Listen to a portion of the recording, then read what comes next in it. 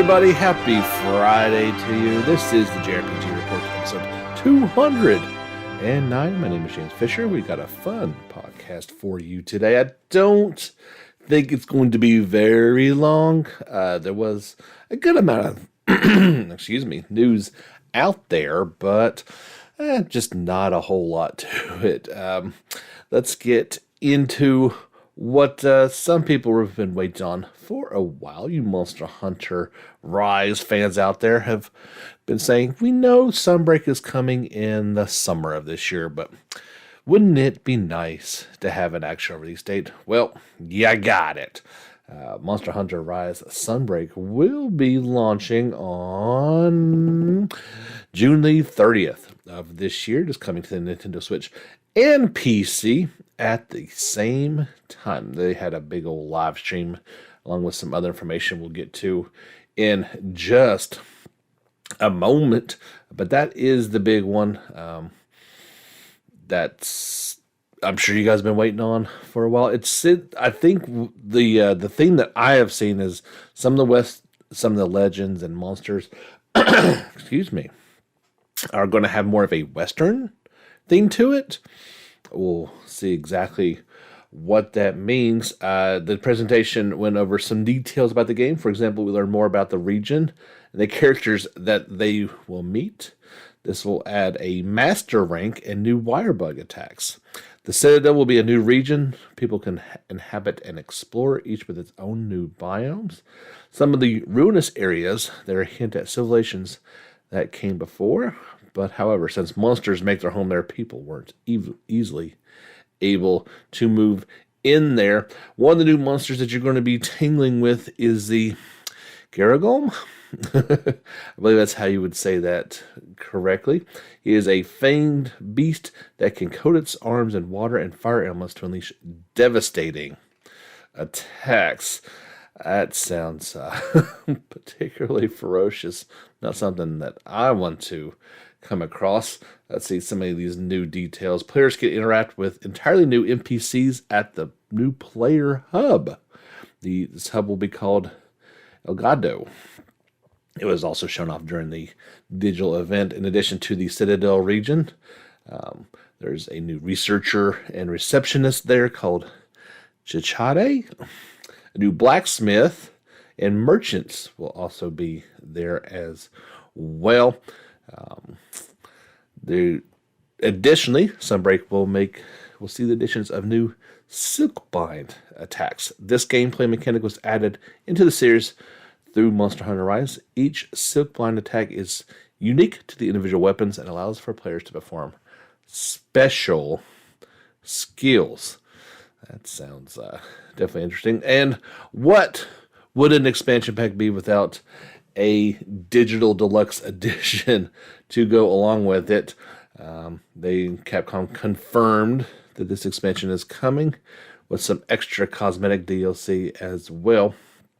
For hunters, there will be a Dragon's Bane layered armor, a fight pose set, a aim gesture set, a fluffy curls hairstyle, ooh, fancy, and an elegant eye face paint. There's, I'm not sure what, let's see, there's costs in here, but they are in yen.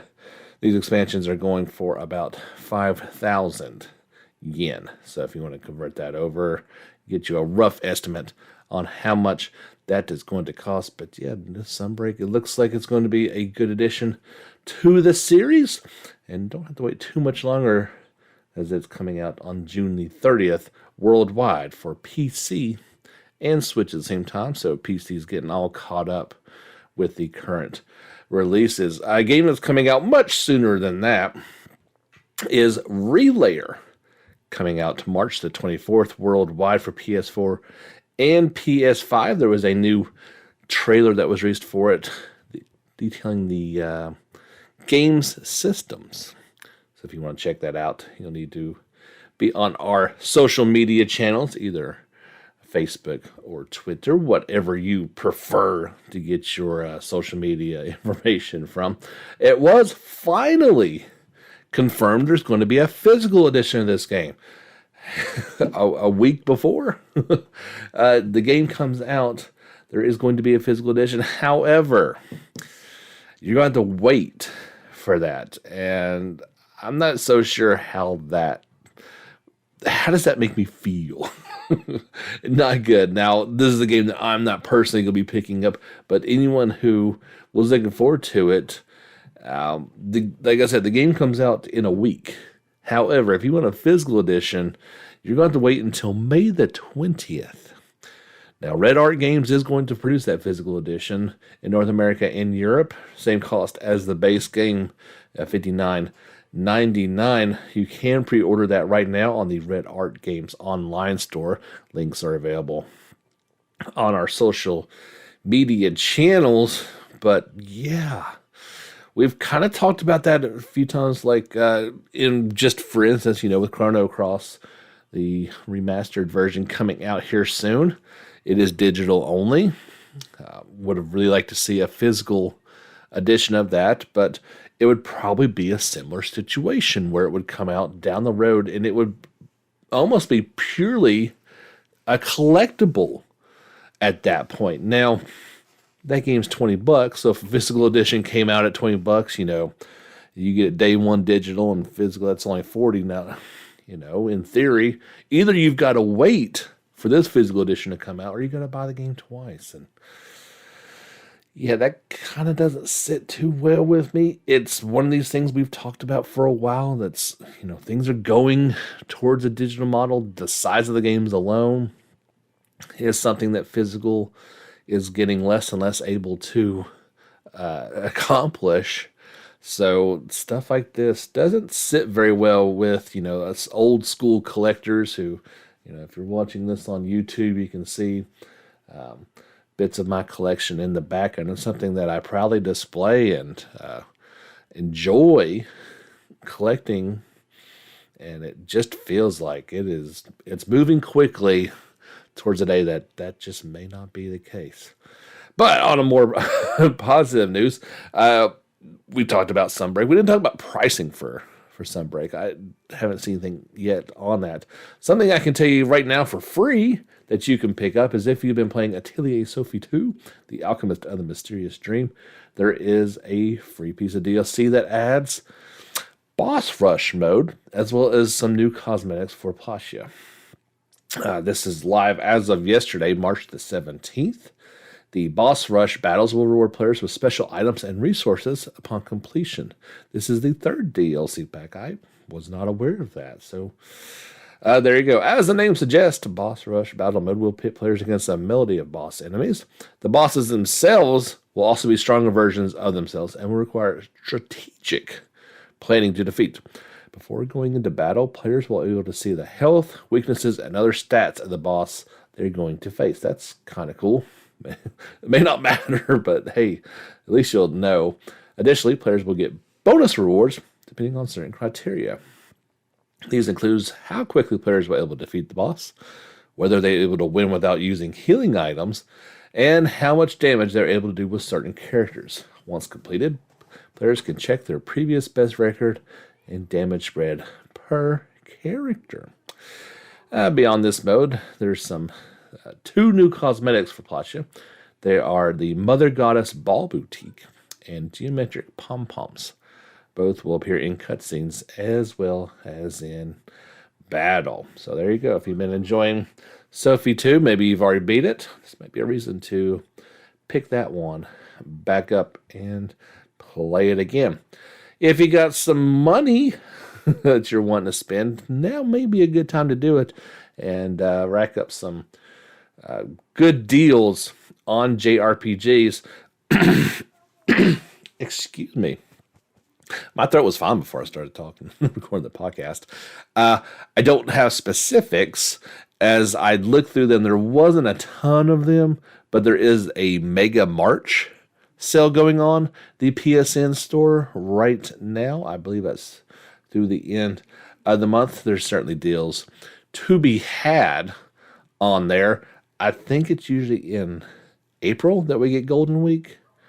I can't remember. I should probably know this better, but so if you don't see anything on there, there's probably a better deal coming down the road. Now, we don't talk a lot, but there is an excellent JRPG sale going on Steam right now. It just started on the 14th. It will wrap up on March the 21st at 10 a.m. Pacific. So we're releasing this on the 18th. I know I didn't give you a lot of time, but it was only 1 week to begin with. Here are the ones that I can see that are on sale. You got Final Fantasy 12 Zodiac Age, half price at $25. Bravely Default 2 has not been out that long, but it's already on. It's on sale. It's going for $36. That's pretty good. Valkyria Chronicles 4, they got it listed at $50 and down to just $10. Right now, Persona 5 Strikers is down to $32.99. You can get the Windows edition of Final Fantasy 15. I believe that's everything included for $17.50. Chrono Trigger. This is one I would love to pick up on Steam and be able to play through once again, as it's only down to $7.50. That's half off right now. Nier Automata. If you've not played this one, here's a good chance to do it. $20. Nier Replicant is half off, down to just $30. Scarlet Nexus, $24.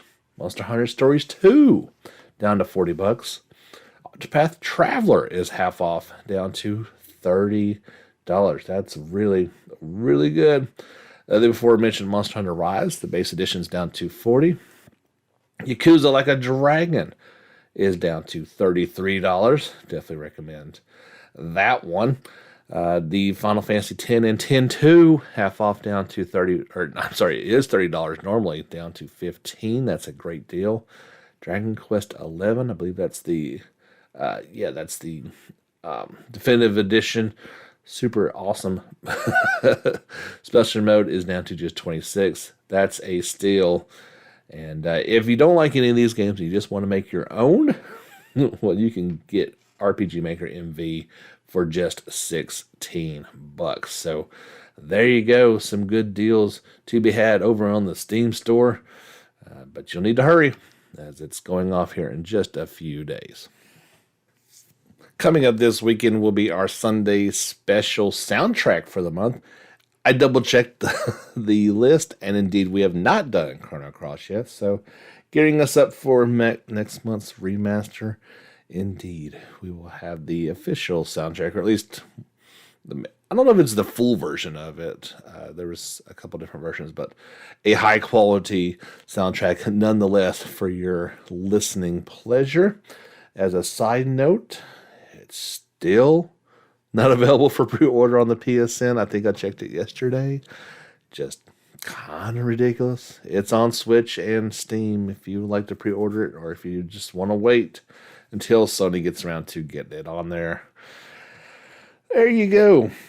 This one's supposed to have a live stream coming up today for some more information, but we do have a new pre-registration trailer, and you can pre-register for Echoes of Mana. That is the mobile offshoot coming to Android and iOS devices. It kind of uses characters from throughout all the Mana games. It's a free-to-play game, and of course there will be in-app purchases. It features Japanese audio, but does have support for English, German, French, Chinese, Korean, and Japanese. This new trailer kind of shows how combat will function. It's more action-based, so you never quite know how well those are going to play on mobile devices till you kind of get it in your hands.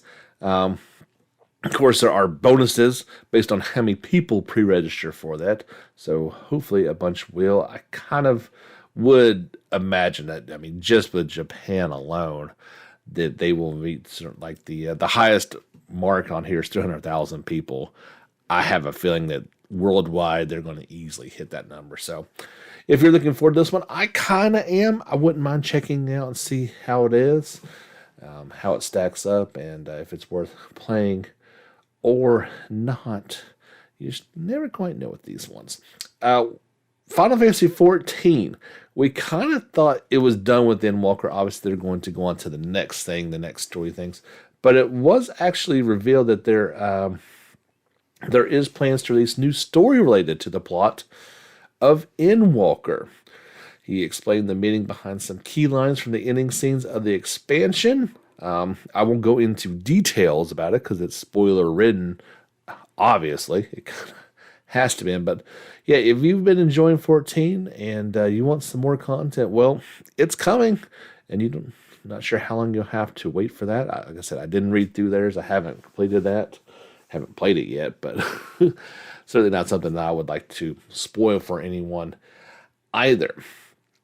There's a new, not very long, and it doesn't have a ton of gameplay in it, but there is a new trailer for Digimon Survive that came out the other day. Just a bit of gameplay. It kind of focuses more on the people and their voice actors. I won't go through that list of it, but it does show off the Digimon partners as well. So if you want to check that out, you know where to head to on the social channels. At about the 1 minute 43 mark, it briefly shows some gameplay clips. There's a visual novel segment, one in which someone explores a site by using a phone, a glimpse of the world map on that phone, and a brief in-battle scene. This one does seem to, it's obviously got plenty of combat on there, but there's a lot of visual and story elements to it as well. Still no release date for this one, but it is planning on coming to the Switch, PS4, Xbox One, and PC sometime this season. Not season, good grief. This year in 2022. Since coming out back on March the 4th for the Switch, Triangle Strategies shipments and digital sales have reached 800,000. So right about 2 weeks since it's come out. 200,000 of those alone were in Japan and Asia. There was a sweet new piece of artwork to commemorate the event. I was thinking about that number, and before I forget, there is a good review for that over on Sloconia. So if you've been on the fence about it, played the demo, not quite sure, want to read one, that's a good one on there. They say this is the second game showcasing its HD 2D look. The tactical role-playing game renaissance has brought a lot of new and returning players to the subgenre. They say, does it capitalize on the opportunity? It showcases sharp writing and fuzzy pixels. That's kind of the look. That's the way it is. But I was just thinking about it, and I was like, I wonder if that is a low number for Square Enix. If maybe they thought it was going to be a little bit higher. Obviously, 2 weeks is not a lot of time, but with it being a simultaneous worldwide release, maybe they were hoping to reach 1 million by now. It just feels kind of low. One reason why it feels really low is I think they announced the other day Elden Ring has already reached 12 million. I mean, just a crazy high number. And I mean, if you're on the socials, that's all anybody's talking about. So it kind of makes sense. But not to compare the two, they really don't compare. But yeah, that's a big number right away. But yeah, I've heard some decent things about Triangle Strategy. So if you're enjoying it, you're not the only one. There was a very long gameplay, about 20 minutes worth of gameplay shown off for Aiden Chronicle 100 Heroes. Not that game, unfortunately, but the offshoot. I'm not quite sure how to describe that. Aiden Chronicle Rising. That's the action RPG game that's coming out this year to get you kind of ready for next year's 100 Hero game. Now, this is action RPG. It's kind of a side scroller as well. Actually, it is a side scroller. So you can check that out, see if it's what you're looking to get into. I want to play this thing to get me in the world for 100 Hero. But, well, I'll let you make your own judgments. Check out our social medias and watch some of the gameplay and just let me know what you think. It's hard to really be too impressed by it, unfortunately. Like, I'm super looking forward to 100 Hero. Great looking turn-based strategy, turn-based game, but this kind of action offshoot feels not wonderful. I'd love to know your guys' opinion on it, though. That's just something that would go. We were talking about Chrono Cross a moment ago. There is a short little trailer that came out for it, looking on a character named Miguel. So, if you've not played Chrono Cross, do not look at this video. It does have some spoiler elements to it. The game is shaping up fantastically. One notable thing just in the trailer itself, there's an ability used, and it's in the original version, it was Holy DRAG SWRD. They had to abbreviate, I guess they had so many characters in it. It is now just its proper name of Holy Dragon Sword. So that's very cool that they changed. That's something that just makes sense to have changed. And very happy to see it. Chrono Cross the Radical Dreams Edition will come to the Switch, PS4, Xbox One, and PC on April the 7th. It still feels kind of weird to say. Like, it's like it really happened. For the longest time, it was rumors. Didn't look like it was going to happen, and it finally did. And quite looking forward to playing that one here in just a few weeks, if I ever get done with Yakuza Like a Dragon, this giant game that I was not expecting. Couple more stories to pass along to you guys before we wrap this one up. Like I said, wasn't going to be very long here on episode 209. Here's a new game, hadn't heard of before, but it's interesting. Publisher and developer White Thorn Games has announced a turn-based RPG called Whale Fall.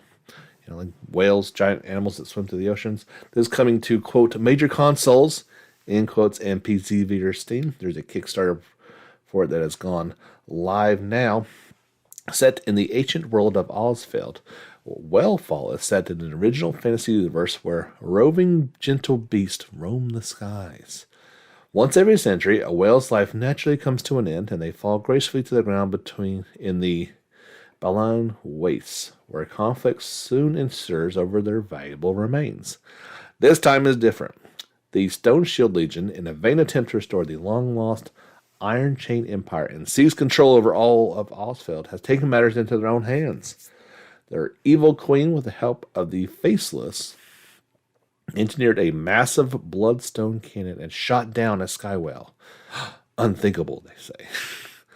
The cataclysm of the crashing beast plunges Ozfeld into chaos and thrusts Coty, C-O-T-Y, a young recruit, into an impossible situation as head of the Riverwatch forces, the last remaining holdout of the Skygazer nations. That's a lot of information to process. You can recruit friends, make enemies, build romances, fight, level up, and customize and explore your way through a 3-act, full-length indie JRPG from Whitethorn Games. Sounds kind of cool. It's got a very unique look to it. Obviously, it's Western developed, but it's very much in the JRPG style with turn-based combat, move selection, character equipment, leveling, and customization will feel familiar to fans of the genre while being approachable to those who have never played one. They say they tried to balance the approachability and ease of a Paper Mario game with the dynamic and vivacious camera movement, intense fights of Bravely Default. A unique presentation system rewards strategic thinking and anticipation of enemy movements over simply using the strongest abilities. There's also some like visual novel elements to it. It kind of looks like that in presentation wise. I think it looks pretty interesting. There is a premiere trailer. It's got a unique look to it, but it's got a lot of the elements that I like. So I think this is something we're going to keep an eye on. Like I said, it's just started Kickstarter, so it'll be a while before this one comes out, but definitely check that trailer out. I think it warrants more of our attention and see how this thing pans out as it comes to fruition. There was a second trailer released for Soul Hackers 2. They introduced 3 new characters. The first is Iron Mask. And as you can guess, he's got an iron mask on and a shotgun as a weapon. An agent of the Phantom Society, a devil summoner faction. The leader of the C Project, a plan shrouded in mystery within the organization. He always wears an iron mask and is ruthless and his duties. And then there is Xeon, an artificial demon and being known as a Zoma. Created by Iron Mask, Xenon acts upon his command. Although he has excellent capabilities in combat, he is not particularly intelligent. And lastly, we have Ichiro Honda. And he is a world-renowned computer engineer. He has achieved various major feats and has intelligence to be summoned when it comes to government-initiated projects. He is the holder of the Red Covenant. He completed his research on the vanishing system, but is killed by Iron Mask and Xenon. So maybe he's coming back as the soul hack ability and will join your team. Take a look at that new trailer. Soul Hackers is due out worldwide on August the 26th for every system except for the Switch. Poor little Switch. Just can't handle some of these newer ones. We talked briefly about Dark Deity. That is the strategy game that invokes memories of earlier Fire Emblem games. This one is out now, and there was a good little, I don't know if it was a review or a preview, but maybe a little bit of both, as it came out yesterday for the Nintendo Switch. But you want to check that out via our socials or over on Silicona. They have a good write-up on it. And if you're a fan of those games, I would highly suggest you to check that one out. Last two things I want to talk about, a bit off topic, but sort of relevant. At least I'm impressed by it. Me and Dalton were talking a lot yesterday as there was a state of play from Sony, but it was just for one game. And I think it was about 10 minutes long. Or no, they said 20 minutes, but about half of it was showing off gameplay.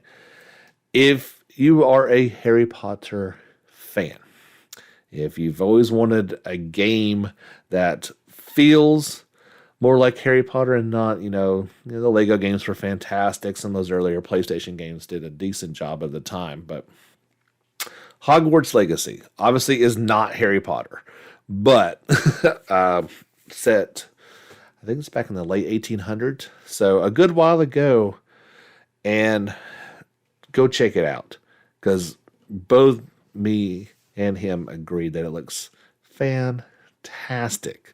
Does have some, RPG elements to it, but I would never say it goes far to even call it an RPG, let alone a JRPG. Maybe an action RPG would be a decent, all magic based though. So if you're a fan, this might finally be the game that says, "Oh, I can finally relive my Hogwarts fantasies." Another game that is not a JRPG, but definitely has some influences and is completely off topic, and that's okay.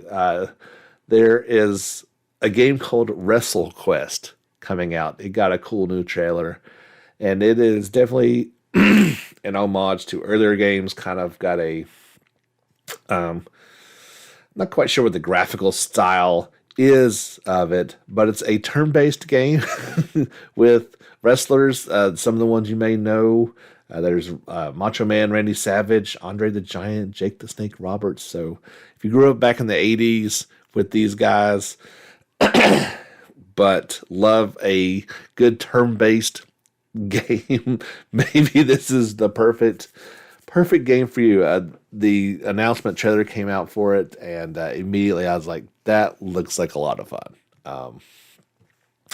Sometimes they don't have to always be saving the world and serious things. Sometimes they can just be a lot of fun. I don't think there's a release date. At least I don't see anything on it. Yeah, a release date was not announced. Obviously, this is just an announcement trailer. But I shared it on our socials and thought it could be a lot of fun. Maybe you will think it is as well. That's going to do it for episode 209. That's all I got this week. We'll be back next week with some more information. I was looking ahead. Possibly there might be something at the Future Game Show Spring Showcase. That's on March the 24th. That's about the only thing coming up on the radar next week that we might have to go over. Till next time, get back out there and level up.